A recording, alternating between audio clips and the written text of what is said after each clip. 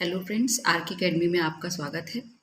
चलिए फ्रेंड्स, कल मैंने 120 क्वेश्चन करा दिए थे सीटेट 2023 सीडीपी के प्रैक्टिस सेट में, और आज हम 121 से स्टार्ट करते हैं। चलिए फ्रेंड्स, तो स्टार्ट करते हैं बिना टाइम वेस्ट किए हुए।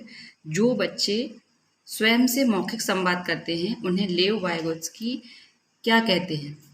ए समस्यात्मक वार्ता, व्यक्तिगत वार्ता, अहम केंद्रित वार्ता या भ्रांत वार्ता। तो इसका सही आंसर है फ्रेंड्स सी, व्यक्तिगत वार्ता कहते हैं। ठीक है। 122 क्या कहता है? पियाजे के अनुसार विशिष्ट मनोवैज्ञानिक संरचनाओं अनुभव से सही अर्थ निकालने के व्यवस्थित तरीके को क्या कहा जाता है? क्या कहा जाता है? मानसिक मैप कहा जाता है, स्कीमा कहा जाता है, मानसिक उपकरण कहा जाता है या प्रतिमान कहा जाता है?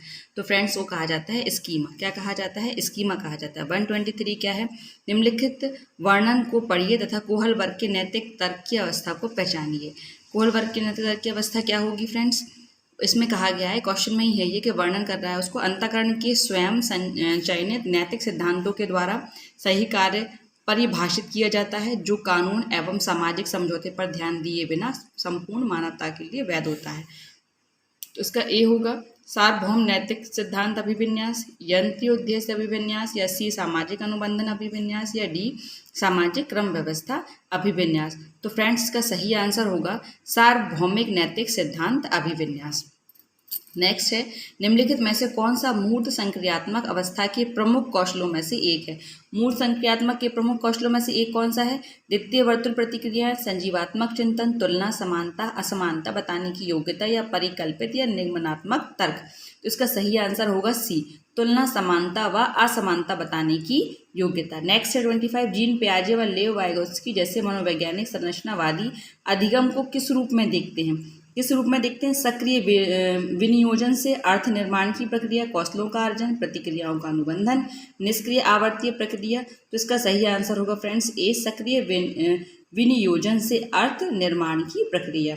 नेक्स्ट है, निम्नलिखित में से कौन सा विकास के व्यापक आयामों की सही पहचान करता है? तो व्यापक आयामों की सही पहचान कौन करता है? सामाजिक, शारीरिक, व्यक्तित्व एवं स्व, शारीरिक, संज्ञानात्मक, सामाजिक एवं संवेगात्मक, संवेगात्मक, बौद्धिक, आध्यात्मिक एवं स्व, शारीरिक, व्यक्तित्व और आध्यात्मिक एवं संवेगात्मक। तो इसका सही आंसर है शारीरिक, संज्ञानात्मक, सामाजिक एवं संवेगात्मक। ठीक है, ये क्या है? विकास के व्यापक आयामों को ये सही पहचान ये है। ठीक है, ये विकास के आयाम क्या हैं? संज्ञानात्मक, शारीरिक, संज्ञानात्मक, सामाजिक और संवेगात्मक। फ्रेंड्स ये क्वेश्चन थोड़ा इंपॉर्टेंट है, इस पर टिक लगा लीजिए, ये ज़रूर आएगा। ठीक है। नेक्स्ट है आपका 27 क्या कहता है? निम्नलिखित में से कौन प्राथमिक सामाजिकरण का माध्यम है? प्राथमिक सामाजिकरण का माध्यम कौन है? मीडिया, या फिर ये गलत लिखा है फ्रेंड्स, थोड़ा सही कर लीजिएगा, ये इसमें बिंदी नहीं है। मीडिया, परिवार, विद्यालय या सरकार। तो इसका सही आंसर क्या है? परिवार जो है वो आपका सामाजिकरण का माध्यम है। फ्रेंड्स इस क्वेश्चन पे स्टार लगा लीजिए, ये क्वेश्चन बहुत ही इम्पॉर्टेंट है। सामाजिकरण ये कई बार आ चुका है, जी सीटेट में भी आ चुका है। देखिए आप यहाँ देख सकते हैं, सीटेट में भी पहली बार शिफ्ट में आ चुका है। ठीक है, जुलाई वाले में 2019 में आया था ये, कि प्राथमिक सामाजिकरण का माध्यम क्या है? तो प्राथमिक सामाजिकरण का माध्यम है परिवार। ठीक है। नेक्स्ट क्वेश्चन है फ्रेंड्स, नेक्स्ट क्या कहता है इसमें? देखिए नेक्स्ट है आपका कि बालक के विकास के संदर्भ में निम्नलिखित में से कौन सा सत्य है? विकास के संदर्भ में सत्य कौन सा है? विकास की गति बालक और बालिकाओं में एक समान होती है, विकास सामान्य से विशिष्ट की ओर अग्रसर होता है, सी विकास केवल अनुवांशिकी का परिणाम है, और डी विकास सतत प्रक्रिया नहीं है। तो फ्रेंड्स इसमें सही आंसर इसका क्या होगा? विकास सामान्य से विशिष्ट की ओर अग्रसर होता है। ये आप बिल्कुल इसको, बहुत ही इंपॉर्टेंट क्वेश्चन है, इसको टिक लगा लीजिए कि विकास जो है सामान्य से विशिष्ट की ओर अग्रसर होता है। नेक्स्ट है फ्रेंड्स, किशोरों के शारीरिक विकास के संदर्भ में निम्नलिखित कौन सा कथन असत्य है? कौन सा कथन असत्य है? कि मांसपेशी ताकत में वृद्धि, शरीर के अनुपात में कोई परिवर्तन का ना होना, लैंगिक लक्षणों का विकास, या फिर शारीरिक क्रियाओं और योग्यताओं में वृद्धि। तो फ्रेंड्स का सही आंसर होगा बी, शरीर के अनुपात में कोई परिवर्तन ना होना। ये जो है वो आपका विकास के संदर्भ से संबंधित नहीं है, शारीरिक विकास के संदर्भ से सही नहीं है, बी वाला। नेक्स्ट है आपका 130, 130 क्या कहता है आपका, एक भावी शिक्षक के रूप में आपको किस चीज़ की आवश्यकता होगी और विभिन्न छात्रों की कक्षा के साथ जोड़ना होगा। तो ये इसका आंसर है फ्रेंड्स सी, समझ की आवश्यकता होगी आपको। तभी अगर आपके अंदर एक भावी शिक्षक में अच्छी समझ है तो वो क्या करेगा, वो बाकी की आवश्यकताओं और विभिन्न छात्रों की कक्षा के साथ जोड़ सकता है। नेक्स्ट है आपका निर्देशात्मक विकास शब्द सूचित करता है। निर्देशात्मक विकास शब्द क्या सूचित करता है, ये सूचित करता है विशिष्ट गुण को सूचित करता है। ठीक है, नेक्स्ट क्वेश्चन है मनोलैंगिक विकास सिद्धांत के अनुसार निम्नलिखित अवस्थाओं में से किसके निर्धारण फिक्सेशन से निर्भरता में सुधार होता है। किसके फिक्सेशन से निर्भरता में सुधार होता है फ्रेंड्स बताइए। तो ये होता है आपका बी, मौखिक, ओरल। इससे क्या होता है आपका, निम्नलिखित अवस्थाओं में से इससे सबसे ज़्यादा विकास सिद्धांत में सबसे मनोलैंगिक विकास सिद्धांत के अनुसार सबसे ज़्यादा इसी से विकास होता है। ठीक है, नेक्स्ट क्वेश्चन क्या कहता है फ्रेंड्स देखिए, नेक्स्ट है आपका विकास हमेशा बच्चे की उम्र से मेल खाता है। यह किस सिद्धांत के कारण होता है, यह सिद्धांत एक समान पैटर्न सिद्धांत के अनुसार होता है। ठीक है, ज्ञान के कारण होता है। नेक्स्ट है फ्रेंड्स कोहलबर्ग के अनुसार नैतिक विकास में पहला चरण क्या है। पहला चरण क्या है बताइए। पहला चरण होता है पूर्व परंपरागत नैतिकता। ये क्या होता है, नैतिक विकास में पहला चरण होता है पूर्व परंपरागत नैतिकता। चलिए नेक्स्ट स्टार्ट करते हैं। बालक की विवेचना तार्किक नहीं है, तर्क, ठीक है, और यह अंतर्ज्ञान यानी अंतर्बोध पर आधारित है, ना कि व्यवस्थित तर्क पर। तो पियाजे के अनुसार संज्ञानात्मक विकास की यह अवस्था क्या कहलाती है। तो पियाजे के अनुसार संज्ञानात्मक विकास की यह अवस्था जो होती है वो पूर्व क्रियात्मक काल कहलाती है। नेक्स्ट है फ्रेंड्स, एक बालक जिसे मानव संपर्क से पृथक बड़ा किया गया, ठीक है, और प्राय दीर्घकाल तक अत्यधिक भाषा की कमी को दर्शाता है। ठीक है, नेक्स्ट है, और जो बाद में भाषा उद्भाषण अनुभवों द्वारा पूर्ण रूप से बिरले ही पूरी होती है। ठीक है, यह साक्ष्य भाषा विकास के कौन से पक्ष पर बल देता है, किस पक्ष पर बल देता है ये बताइए। तो यह बल देता है अंतःक्रियावादी सिद्धांत पर बल देता है। ठीक है फ्रेंड्स, तो इस बात का ध्यान रखिएगा। इसका जो होगा आपका सी वाला ऑप्शन जो होगा वो बिल्कुल सही होगा। नेक्स्ट है फ्रेंड्स, ये 36 था। अब आते हैं नेक्स्ट 37 पे। 37 क्या कहता है, बालकों की सामाजिक दक्षता के विकास के लिए निम्नलिखित में से कौन सी परवरिश शैली अधिकतम प्रणाली है। अधिकतम परवरिश शैली प्रणाली कौन सी है बताइए फ्रेंड्स। ये है आपकी पहला ए है आपका अधिनायकवादी, लापरवाह या प्राधिकारिक या फिर कृपालु। तो इसका फ्रेंड सही आंसर क्या होगा, इसका फ्रेंड सही आंसर होगा आपका प्राधिकारिक। तो प्राधिकारिक जो होगा वो इसका क्या होगा, आपका सही आंसर होगा। चलिए फ्रेंड्स नेक्स्ट स्टार्ट करते हैं हम अपना नेक्स्ट क्वेश्चन जो है।